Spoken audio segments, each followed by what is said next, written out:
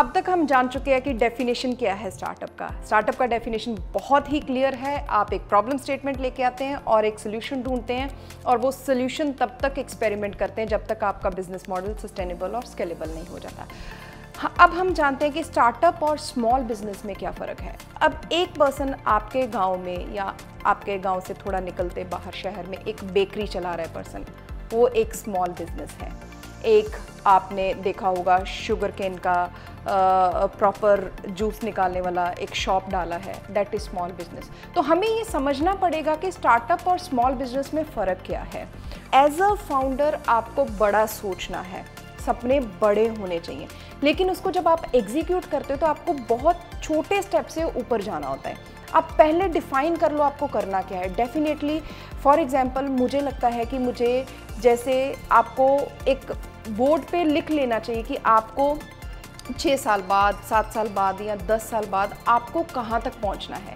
वो एक विजन है, वो आप सोच के बैठ गए हैं और देन आपको बैकवर्ड आना है, स्टेप 1 से स्टार्ट करना है। तो बहुत बार होता है कि हम लोग स्टार्टअप और स्मॉल बिजनेस में डिफरेंस नहीं समझ पाते हैं।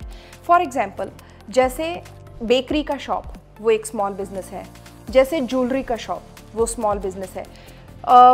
कोई भी शॉप, किसी भी तरीके की शॉप एक जगह पे, दैट इज़ स्मॉल बिजनेस। लेकिन स्टार्टअप क्या होता है? स्टार्टअप होता है कि आपने एक जगह से स्टार्ट किया और जब आपने उसको टेक्नोलॉजी के ऊपर डाला तो वो 10x के हिसाब से ग्रो किया।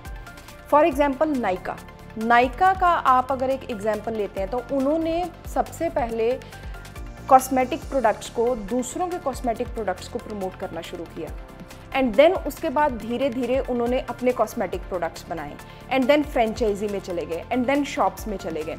लेकिन स्टार्ट कहाँ से किया? उन्होंने दूसरों के प्रोडक्ट्स प्रमोट करके किया। That is a startup idea कि आप पहले टेस्ट करते हैं मार्केट। फॉर एग्जांपल हम ऊबर का एग्जांपल ले लेते हैं। उन्होंने कोई टैक्सी खुद से नहीं खरीदी, उन्होंने एक प्लेटफॉर्म बनाया और टैक्सीज़ को फैसिलिटेट किया लोगों को, राइट। तो पॉइंट इज़ दैट कि आपको ये समझना पड़ेगा स्टार्टअप और स्मॉल बिजनेस में फ़र्क क्या है।